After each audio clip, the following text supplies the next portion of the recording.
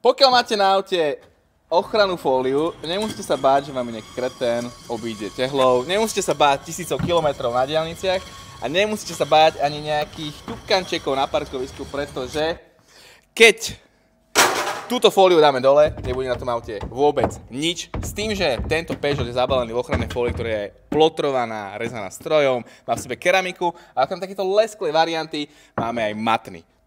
Budeme to dať dole a pozrieme sa, či sme niečo tomu spravili. Tuto vidno, že je najväčšie poškodenie od tej tehly, čiže tým pádom vidíte, že väčšinu absolútne sobrala tá fólia. Ja tam cítim proste to drsné doškrabané, čo by na normálnom laku bola úplne totálka. Strhneme to dolu a zoberieme si normálne svetlo a...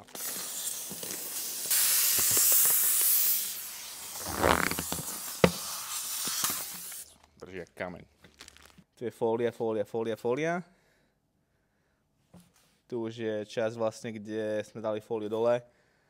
A nie je tam absolútne nič. Ide o to, že takto viete teraz ten diel zameniť s tým, že máte opäť chránený lak, nepoškodený lak. Mám to na celom aute, funguje to skvelé. To, čo vás určite zaujíma, je cena. V podstate cenovú ponuku nám viete poslať na info@rdmgarage.sk s tým, že máme asi kompletnú databázu výrezov na takmer akékoľvek auto. Cena predku je okolo tých 1400–1500 eur bez DPH, s tým, že celé auto je vždy rôzne podľa toho, aká veľkosť, aký lak.